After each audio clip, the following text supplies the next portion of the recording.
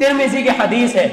حدیث اٹھائیے, تابعی شفیہ الاصبحی یہ بیان کرتے ہیں کہ حضرت ابو ہریرہ رضی اللہ تعالی عنہ سے ان کی ملاقات ہوئی. حدیث ترمذی کی ہے, حدیث نمبر 2382, 322382. ذہن میں رکھ لیجئے تاکہ خود بھی سرچ کرنے میں آسانی ہو. شفیہ الاصبحی رحمہ اللہ یہ تابعی ہے. یہ حضرت ابو ہریرہ رضی اللہ تعالیٰ عنہ سے پوچھتے ہیں, ملاقات ہوئی اور فرماتے ہیں کہ مجھے نبی کریم صلی اللہ علیہ وسلم کی کوئی ایک حدیث سنا دیجیے.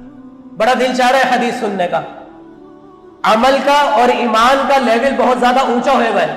اس وقت میں چاہ رہا ہوں کہ کوئی ایک حدیث سن لوں, اپنے ذہن میں بٹھا لوں اور پھر اس پر عمل کر لوں.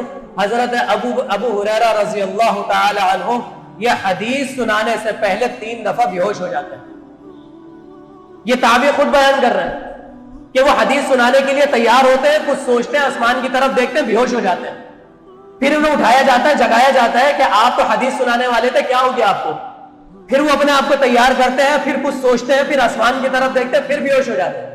3 دفعہ بے ہوش ہونے کے بعد جب ہوش آتا ہے تو فرماتے کیا ہے کہ کل قیامت کے دن جب میں اور آپ اللہ کی بارگاہ میں جمع ہوئے ہوں گے تو جو سب سے پہلے اللہ تعالیٰ قیامت کے دن جہنم میں سب سے پہلے جو 3 اشخاص کو جہنم میں ڈالے گا, ان میں جو سب سے پہلا شخص ہوگا وہ کون ہوگا؟ میں اور آپ سوچ بھی نہیں سکتے وہ کون ہوگا. وہ ایک حافظ قرآن, قرآن کا قاری ہوگا. اللہ اکبر کبیر.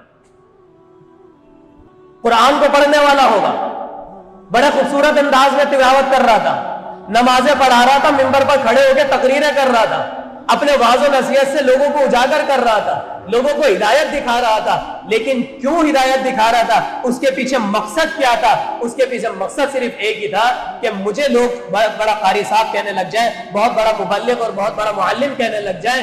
کل قیامت کے دن جب اس کو جہنم میں, اور حدیث میں الفاظ آتے ہیں کہ اس کو منہ کے بل کھینچ کے لے آیا جا رہا ہوگا. اللہ, ایک ہاتھ سے پکڑ کر کسی کو کھینچنا, ایک ہے نیچے زمین پہ گرا کر ٹانگ سے اس کو منہ کے بل اس کا چہرہ گھسٹتا ہوا اس کو کہیں پر لے کر جانا. یہ انتہائی ذلت کا مقام ہے. وہ پوچھے گا یا اللہ مجھے کس جرم میں جہنم میں لے کے جایا جا رہا ہے؟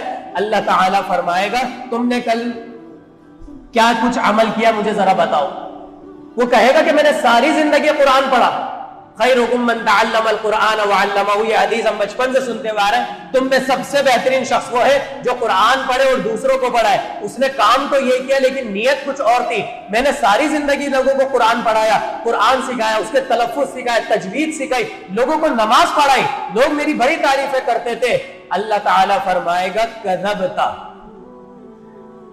تم جھوٹ بول رہے ہو. جبکہ حقیقتاً وہ جھوٹ نہیں بول رہا ہوں. حقیقتاً اس نے پڑھایا ہوگا قرآن, نمازیں بھی پڑھائی ہیں, لوگوں کو درس بھی دیے ہیں, جمعے بھی پڑھائے ہیں.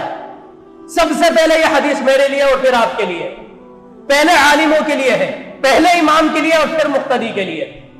اللہ تعالیٰ فرمائے گا کہ کذبتا, تم جھوٹ بول رہے ہو. کیوں؟ کیونکہ وہ عمل میرے لیے نہیں تھا, اور جو کچھ تم چاہتے تھے وہ ہو گیا. اللہ اکبر کبیرہ. اللہ سے مانگ کے تو دیکھیں, جو کچھ مانگو گے ملے گا. ایسا نہیں ہے کہ اللہ نہیں دے گا, تم بری چیز مانگو گے بری چیز دے گا. ایک واقعہ یاد آ گیا مجھے مختصر سا.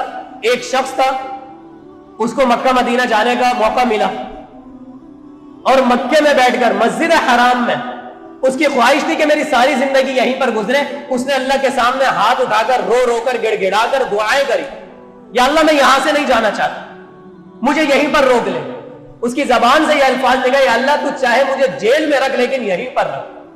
کچھ معاملہ اس کے ساتھ ایسا ہوا کہ اس کو پولیس پکڑ کے لے گئی. ساری زندگی وہ رہا مکے میں, مدینے میں, لیکن جیل میں اس کی زندگی. پھر بعد میں اس کو یاد آیا کہ میں نے دعا یہ کری. قسمت میں لکھا ہوا ہوتا ہے تو اللہ تعالیٰ الفاظ بھی ایسے ہی لے آتا ہے, لیکن ہمیں یہ سبق مل رہا ہے کہ اگر دعا بھی کرو تو ایسی کرو کہ جو میرے اور آپ کے لیے فائدہ مند ہے. اور جو کچھ مانگو گے اللہ سے, تعریفیں چاہیے تعریفیں مل جائیں گی, نام چاہیے نام مل جائے گا, نیم اور فیم اور شہرت ساری چیزیں مل جائیں گی, دولت بھی مل جائے گی. ہدایت مانگو گے ہدایت بھی مل جائے گی. تو جو کچھ اس نے مانگا اللہ تعالیٰ نے عطا کیا. لیکن کل قیامت کے دن اس کو منہ کے بل گھسیٹ کر جہنم میں لے جایا جائے گا، جبکہ میں اور آپ یہ سوچتے ہیں کہ میرا بچہ بھی قاری بن جائے، میرا بچہ بھی حافظ اور عالم بن جائے، میں خود بھی اس طور پر، اس طریقے سے اس مقام پر پہنچ جاؤں کہ لوگوں کو دین کا علم دوں۔ لیکن میرے بھائی، جو سب سے بنیادی چیز ہے، سیاستہ کا نام سنا ہے آپ نے، صحیح بخاری، مسلم، ابو داؤد، ترمذی، ابن ماجہ، یہ ساری احادیث کی کتابیں اٹھا کے پڑھیں گے، جو پہلا چیپٹر ہے وہ پہلے ہی چیپٹر کتاب الطہارہ ہے، پاکی کا بیان ہے۔ اس پاکی کے بیان کے اندر ہم یہ سوچتے ہیں کہ شاید جسم کی پاکی ہوگی، نہیں، پہلے دل کی پاکی ہے۔ ہر حدیث کی تقریباً پہلی حدیث آپ کو ملے گی انما الاعمال بالنیات، اعمال کا دار و مدار نیتوں پر ہے۔ پہلے نیت کو پاک کر لو، اعمال بعد میں ہے۔ جب نیت پاک ہوگی، اعمال اپنے آپ پاک ہوتے چلے گئے۔ اللہ اکبر کبیرہ۔